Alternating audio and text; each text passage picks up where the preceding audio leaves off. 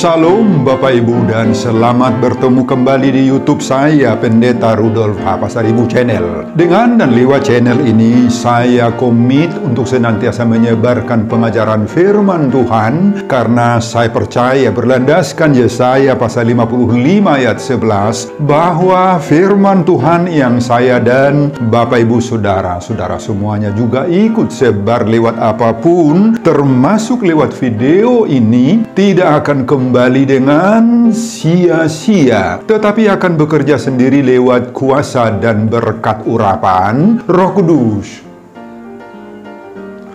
Mari Bapak Ibu, saudara-saudara semuanya, saya ajak membantu saya menyebarkan pengajaran firman Tuhan, khotbah di pertanggiangan minggu ke-6 sesudah Trinitatis 7 Juli 2024. Terambil dari 2 Korintus pasal 12 ayat 2 sampai 10. Dan bacaan dari Mazmur pasal 48 ayat 1 sampai 15. Diikat oleh topik atau tema Allah benteng bagi kita. Dalam bahasa Batak Toba dituliskan Debatado Partanobatoata. Saya baca untuk kita, simaklah pembacaan firman Tuhan berikut ini. Judul perikop 2 Korintus pasal 12 mulai dari ayat 1 sampai 10 adalah Paulus menerima penglihatan dan penyataan. Khotbah kita dari ayat 2 sampai 10. Aku tahu tentang seorang Kristen 14 tahun yang lampau, entah di dalam tubuh aku tidak tahu, entah di luar tubuh aku tidak tahu. Allah yang mengetahuinya. Orang itu tiba-tiba diangkat ke tingkat yang ketiga dari sorga.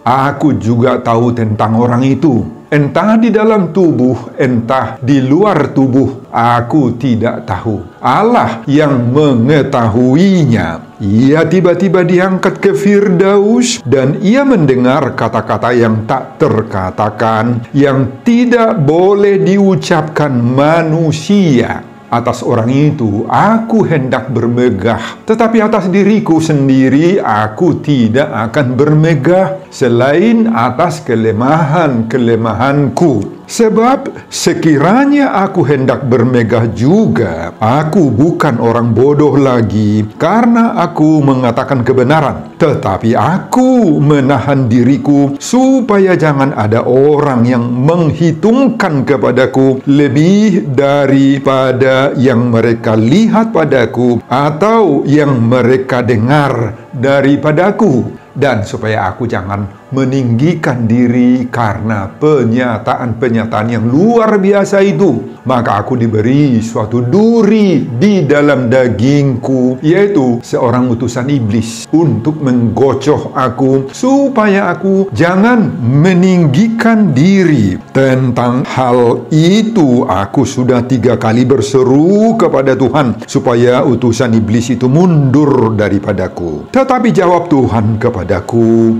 cukuplah kasih karuniaku bagimu, sebab justru dalam kelemahanlah kuasaku menjadi sempurna. Sebab itu terlebih suka aku bermegah atas kelemahanku, supaya kuasa Kristus turun menaungi aku. Karena itu, aku senang dan rela di dalam kelemahan, di dalam siksaan, di dalam kesukaran, di dalam penganiayaan dan kesesakan oleh karena Kristus. Sebab jika aku lemah, maka aku kuat.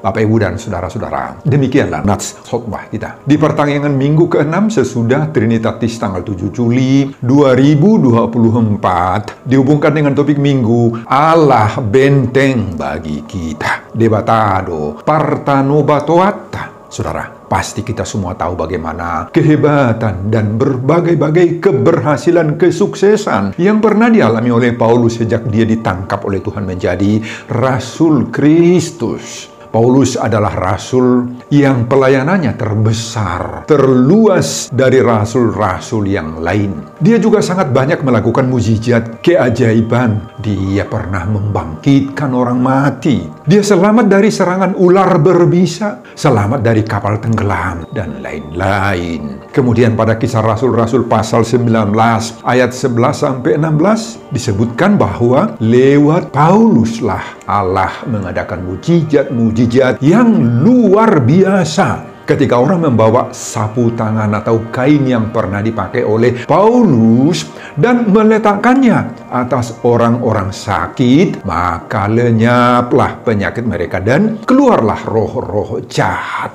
Paulus juga mengalahkan kuasa-kuasa setan dan tukang-tukang jampi yang muncul dalam diri 7 orang anak-anak Skewa. Saudara, khusus dalam khotbah kita, kitab 2 Korintus pasal 12 ayat 2-10 ini, kita baca bagaimana pengalaman Paulus yang sungguh-sungguh amat spektakuler sekali. Rasul Paulus bercerita tentang seorang Kristen. Kalaupun Paulus menyebut di sini seorang Kristen, bukan menyebut saya atau Paulus, nah sesungguhnya yang dia maksudkan di situ adalah dirinya sendiri atau diri Paulus sendiri. Sebab ada kebiasaan para guru-guru atau rabi-rabi Yahudi saat itu, ketika mengalami suatu pengalaman yang luar biasa bersama dengan Tuhan, mereka selalu tidak menggunakan identitas dirinya sendiri secara langsung, tetapi selalu memakai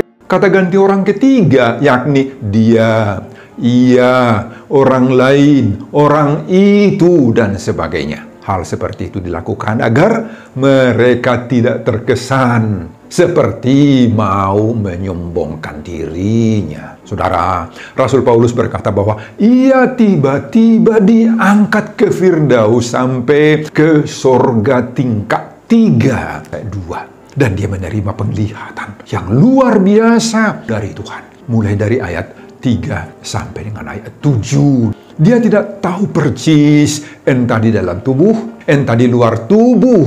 Hanya Allah yang tahu, kata Paulus. Dia juga mendengar kata-kata yang tak terkatakan, yang tidak boleh diucapkan oleh manusia. Pengalaman itu sangat luar biasa. Tetapi Rasul Paulus tidak mau bermegah atas pengalaman-pengalaman yang spektakuler tersebut. Saudara, selanjutnya Paulus menyaksikan dalam khotbah ini bahwa ada suatu penyakit yang diderita Paulus. Alkitab atau nats khotbah kita ini tidak memberitahu secara jelas penyakit yang diderita Paulus itu, kecuali dengan menyebut adanya duri dalam dagingnya. Mungkin penyakit yang dialami oleh Rasul Paulus ini adalah suatu penyakit fisik yang sangat berat, seperti duri yang terus-terusan menusuk-nusuk di dalam tubuhnya. Penyakit duri dalam dagingnya sangat-sangat melemahkan hidupnya. Dan Paulus sudah 3 kali berdoa kepada Allah, Bapak Ibu. Paulus berdoa memohon kepada Tuhan agar penyakit itu segeralah disingkirkan Tuhan. Segeralah Tuhan kiranya mencabut duri-duri dalam dagingnya itu. Namun ternyata apa jawaban Tuhan atas permintaan dan jeritan tangisnya atas penyakit itu? Oh, Tuhan tidak mengabulkannya. Tuhan mengatakan, oh cukuplah kasih karuniaku bagimu, sebab justru dalam kelemahanlah kuasaku menjadi sempurna. Namun bagi Paulus, Bapak Ibu, meski doanya tidak dikabulkan oleh Tuhan, dan Paulus diizinkan mengidap penyakit duri dalam dagingnya itu, tetap saja Paulus bermegah dalam kelemahan, dalam siksaan, dalam kesukaran, dalam penganiayaan dan kesesakan itu. Karena apa? Karena Kristus. Ini kemegahan Paulus karena Kristus. Sebab Paulus yakin bahwa meski lemah secara fisik, tetapi dia kuat bersama-sama dengan Kristus. Kenapa bisa? Sebab dia menjadikan Allah benteng hidupnya. Debatado Partano Batuana. Sebagaimana topik minggu ke-6 sesudah Trinitatis tanggal 7 Juli 2024. Bapak, Ibu, dan Saudara-saudara, itulah isi keseluruhan khotbah kita di pertengahan minggu ke-6 sesudah Trinitatis 7 Juli 2024 dihubungkan dengan topik minggu Allah benteng bagi kita. Debatado Partano Batuata. Nah, apa pengajaran Tuhan bagi kita? Lewat khotbah Ini pengajaran pertama. Di balik keberhasilan, Tuhan mengizinkan berbagai tantangan-tantangan hidup. Saudara, dari pengalaman Paulus yang digambarkan mulai dari ayat 2 hingga ayat 7 khotbah kita ini, dan juga dari informasi-informasi keberhasilan Paulus yang kita baru sebut tadi dalam pelayanannya, termasuk menyembuhkan orang-orang sakit, maka dapat kita sebutkan betapa spektakulernya keberhasilan atau kesuksesan yang dialami oleh Paulus. Namun, realita lain menunjukkan bahwa di balik keberhasilan dan pengalaman yang spektakuler dari Paulus itu, ternyata Tuhan mengizinkan berbagai-bagai tantangan berat yang sungguh-sungguh sangat-sangat melemahkan Paulus. Tuhan mengizinkan masuknya juga duri dalam dagingnya yang senantiasa menusuk-nusuk, senantiasa melemahkan tubuhnya, dan yang sangat membuat dia sebenarnya kecewa. Tetapi di tengah-tengah hantaman dan pukulan berbagai-bagai hal yang melemahkan dirinya itu, Paulus terus-terusan ditopang, dikuatkan, dimampukan oleh Tuhan menghadapi semuanya itu. Bapak, Ibu, dan saudara-saudara, ini merupakan pengajaran berharga bagi kita. Dan ini saya tempatkan di bagian pengajaran pertama khotbah kita ini. Saudara, penyertaan Tuhan tak terbatas pada hal-hal yang baik-baik atau yang enak-enak saja. Ini harus kita sadari, Bapak Ibu. Tetapi Tuhan juga mengizinkan penderitaan itu terjadi dalam kehidupan, dalam pelayanan kita. Di balik keberhasilan, kesuksesan, dan semua kuasa-kuasa yang diizinkan oleh Tuhan terjadi dalam hidup orang-orang percaya itu, Bapak Ibu, Allah juga mengizinkan berbagai-bagai penderitaan dalam hidup setiap orang percaya, termasuk para hamba-hamba Tuhan. Baik itu dalam wujud terpaan sakit penyakit, masalah dalam usaha, dalam pekerjaan, masalah dalam sumber-sumber penghasilan bagi jemaat biasa, bagi Bapak Ibu dan saudara-saudara, ataupun tantangan pergumulan dalam pelayanan bagi para pemangku jabatan gereja. Tuhan mengizinkan, Bapak Ibu. Tetapi dalam semuanya itu, ingat sekali lagi, Allah juga menopang, mendampingi, menyertai, dan memberi kekuatan yang tak terbatas bagi para hamba-hamba dan bagi semua orang-orang percaya itu. Nah, dengan demikian kita dimampukan oleh Tuhan tetap dapat bertumbuh, dapat berbuat baik, dapat melewati berbagai-bagai tantangan dan pergumulan yang tidak mudah itu, Bapak Ibu, dan kita dapat melakukan semua tugas-tugas pekerjaan dan pelayanan kita. Kita semua bisa emban itu, Bapak Ibu. Di saat hidup kita mengalami kelemahan, kesusahan, masalah, dan penderitaan, maka hal itu tidak berarti Tuhan tidak berserta dengan kita. Oh, tidak. Bukan berarti Tuhan sudah menjauh dan meninggalkan kita. Oh, tidak seperti itu, Bapak Ibu. Sungguh-sungguh Allah benteng bagi kita. Debata do partano batuata. Sebagaimana topik minggu ke-6 sesudah Trinitatis tanggal 7 Juli 2024. Dan kita pun bisa menjadi orang-orang Kristen dan hamba-hamba Tuhan yang luar biasa seperti Rasul Paulus ini. Amin, Bapak Ibu dan saudara-saudara. Pengajaran kedua, jangan izinkan duri dalam dagingmu itu merusak hidup dan pelayananmu. Nah, kita sudah menjelaskan, duri dalam daging ini adalah berbagai-bagai tusukan-tusukan dalam tubuh fisik dan non-fisik yang dihadapi oleh Paulus, yang membuat Paulus menderita. Dan jika dihubungkan dengan ayat 7, yang mengatakan seorang utusan iblis untuk menggocok aku, maka duri dalam daging bisa dalam wujud gangguan-gangguan iblis, gangguan roh-roh jahat, setan-setan dalam hidup, dalam pelayanan-pelayanan kita. Jadi hakikat duri dalam daging ini, Bapak Ibu, ini bisa terjadi dalam berbagai-bagai wujud. Baik itu gangguan secara fisik, baik sakit penyakit yang biasa dan penyakit kronis yang tak kunjung sembuh-sembuh. Bisa juga dalam wujud masalah rumah tangga, masalah parianak konon, masalah ekonomi, keluarga, dan sebagainya. Bisa juga dalam wujud godaan-godaan kuasa iblis, kuasa setan yang tidak henti-hentinya agar kita mau berbuat jahat, melakukan penipuan dalam usaha, dalam bisnis, dalam pekerjaan sehari-hari supaya uang datang. Atau bisa saja musuh-musuh yang dapat menjatuhkan kita dalam hidup, dalam keluarga, dalam pelayanan, dan lain-lain. Oh Bapak Ibu, apapun wujud duri dalam daging, dalam hidup kita, dalam hidup saudara, yang bisa menggocoh hidup, pekerjaan, dan pelayanan kita, maka jangan izinkan semua duri dalam dagingmu itu merusak semangat kita, membuat kita lemah, menghambat dan membatasi pergerakan dan pelayanan kita, menggagalkan program-program yang sudah matang-matang kita program dan kita cita-citakan. Oh, jangan terhambat gara-gara duri dalam dagingmu itu ada. Tetapi sebaliknya, kehadiran duri dalam daging yang pasti, meskipun tidak kita kehendaki, itu kita jadikan sebagai alat Tuhan untuk mengkontrol diri kita, supaya kita sepenuhnya mau bergantung kepada Tuhan, kepada kuasa Allah. Kehadiran duri dalam daging ini seharusnya akan melatih diri kita, mendorong kita, agar kita menjadi orang yang rendah hati, akan asirit merohamahita, Bapak Ibu, yang terus-terus bersemangat, berkarya, berusaha, semasih bisa berbuat apapun yang bisa kita perbuat yang berguna bagi diri kita sendiri dan juga bagi orang-orang lain di mana kita berada. Kehadiran duri dalam daging ini, Bapak Ibu, jangan membuat kita melempem, kalah semangat, apalagi stres, frustrasi, bahkan menyesali semua orang-orang di sekitar kita, bersungut-sungut pada Tuhan. Oh, jangan lakukan itu, Bapak Ibu. Ingat selalu bahwa Allah benteng bagi kita. Debatado Partanobatuata. Sebagaimana topik minggu ke-6 sesudah Trinitatis tanggal 7 Juli 2024. Dia, Allah itu, pasti selalu memberi dukungan dan topangan bagi kita. Amin Bapak Ibu dan saudara-saudara.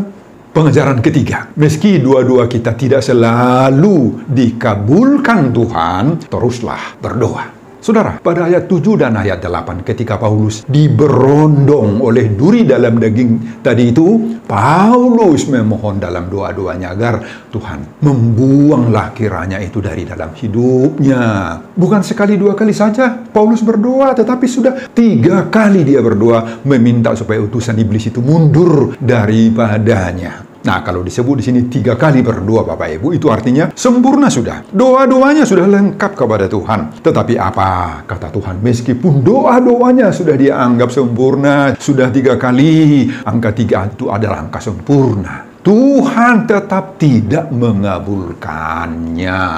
Oh Bapak Ibu dan saudara-saudara, inilah realita dan fakta real dari dua-dua kita semua juga. Ada beberapa pengajaran-pengajaran dari pengalaman Paulus tentang doanya yang tidak dikabulkan oleh Tuhan ini bagi kita. Pertama, seringkali kehadiran masalah itu dalam hidup kita menyadarkan dan mengajar serta mengingatkan kita agar selalu saja ingat berdoa, berdoa, berdoa terus. Dengan berdoa itu berarti selalu kita mau berserah diri sepenuhnya kepada Tuhan. Nah, itu diingatkan oleh duri dalam daging itu. Bisa saja ketika hidup kita mulus-mulus saja Bapak Ibu, maka banyak di antara kita yang lupa berdoa tuh, yang merasa dirinya tidak ada yang perlu didoakan, diperjuangkan kepada Tuhan. Nah, barulah setelah kita diperhadapkan dengan kondisi-kondisi berat yang sulit dalam hidup kita, maka kita mulai bergegas menekuni dua-dua kita itu. Jadi ada kalanya, atau sering sekali, justru penderitaan itulah yang membangunkan kita dari masa-masa lupa berdoa. Jadi penderitaan itu bisa saja menjadi pendorong semangat itu Bapak Ibu bagi kita untuk berdoa. Nah, itu pertama. Kemudian yang kedua, pengalaman Paulus ini mengajar kita tidak berhenti berdoa, agar kita tidak berhenti berdoa Bapak Ibu. Tidak berhenti bermohon, meminta sebelum Tuhan menjawab doa-doa kita itu. Jika kita belum mendapatkan jawaban untuk doa pertama atau yang kedua, kita harus terus berdoa. Atau sudah ketiga kali dan belum mendapatkan jawaban, terus juga berdoa. Jangan berhenti Bapak Ibu.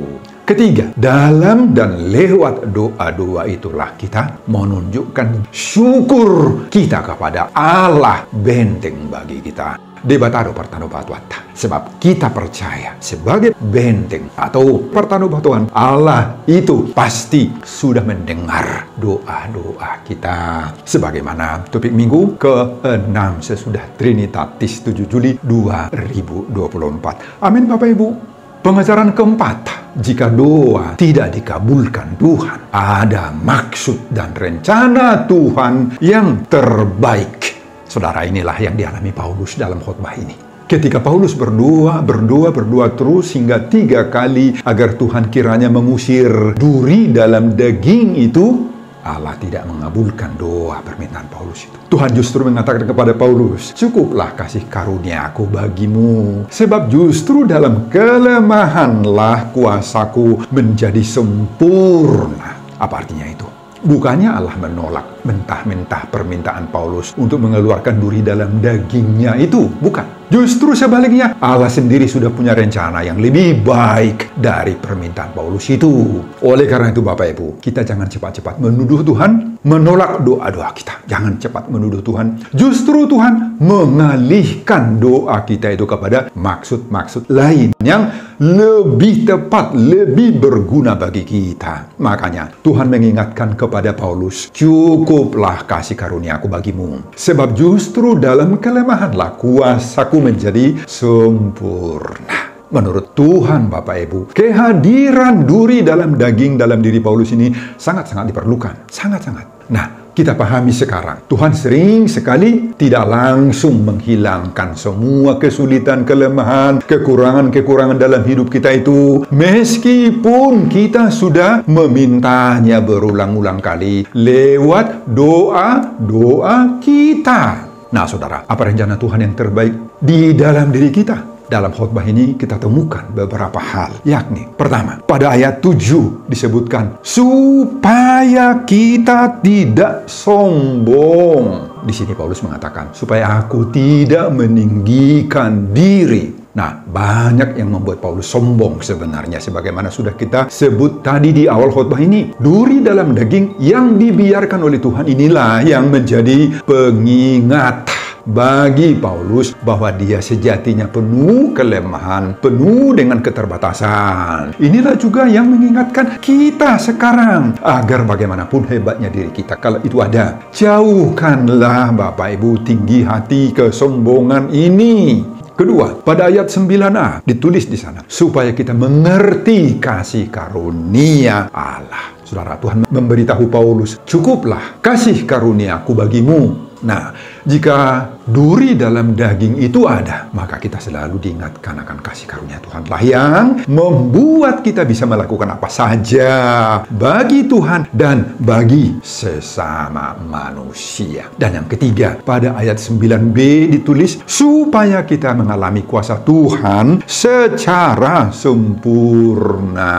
Oh, inilah juga makna lain. Apabila duri itu ada dalam daging kita, kita disadarkan sekarang, janganlah kita mengandalkan diri kita, mengandalkan kekuatan dan kehebatan kita yang sangat-sangat terbatas itu. Jangan. Tetapi andalkanlah kuasa Tuhan yang tidak terbatas itu. Jadi, apabila doa-doa kita tidak dikabulkan oleh Tuhan Bapak Ibu, ingatlah bahwa sudah ada maksud dan rencana Tuhan yang terbaik di balik doa-doa yang tidak terkabul itu. Oleh karena itu Bapak Ibu, jauhkanlah semua rasa pesimismu dan tanamkanlah semangat kerja penuh harap kepada Tuhan. Dengan apa yang masih kita punyai, tetaplah gunakan yang kita punyai itu secara maksimal. Sambil dengan terus-menerus membangun hubungan kita dengan Bapa di sorga. Di saat menghadapi kesulitan, maka jagalah agar hatimu jangan gundah gulana. Ketika penyakit berkepanjangan masih terus juga menerpa hidup kita, janganlah terlalu bersedih. Ya memang pahit sebenarnya, tetapi janganlah terlalu bersedih. Jangan merasa seperti kamu ditinggalkan oleh Tuhan. Oh, tidak ditinggalkan oleh Tuhan. Tetaplah selalu berharap bahwa akan terjadi mujizat dari Tuhan. Karena topik minggu ke-6 sesudah Trinitatis 7 Juli 2024 ini dengan kuat selalu menyemangati kita. Allah benteng bagi kita. Debatado partano patuata. Amin Bapak Ibu dan saudara-saudara. Sebelum saya mengakhiri khotbah ini, kembali saya mengajak Bapak Ibu dan saudara-saudara untuk membantu saya menyebarkan pengajaran firman Tuhan khotbah di pertanggungan minggu ke-6 sesudah Trinitatis 30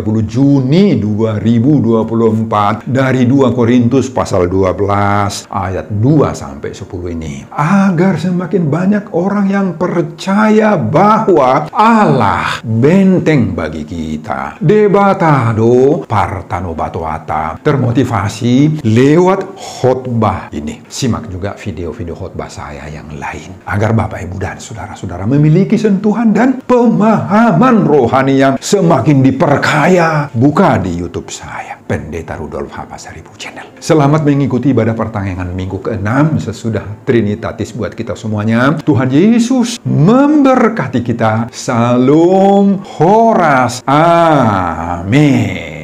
Oh Bapa Surgawi, terima kasih atas firman-Mu yang Kau berikan kepada kami saat ini. Pengalaman Paulus ini melukiskan betapa Tuhan mengizinkan hal-hal yang begitu spektakuler hingga sampai ke Firdaus. Engkau juga mengizinkan Paulus hidup dalam berbagai-bagai kekurangan, kelemahan, bahkan duri dalam dagingnya, yaitu berbagai-bagai masalah yang juga bisa terjadi buat semua orang-orang percaya. Tetapi kami dalam firman ini dikuatkan bahwa semuanya hidup kami ini tergantung sepenuhnya bagi Tuhan. Kuatkanlah kami mengharungi kehidupan kami meskipun berbagai-bagai macam duri dalam daging dapat hinggap di dalam kehidupan kami, tetapi kami yakin Tuhan pasti menguatkan kami dalam menghadapi semuanya itu. Terima kasih Tuhan. Berkati hamba-Mu dalam mempersiapkan khotbah-khotbah berikutnya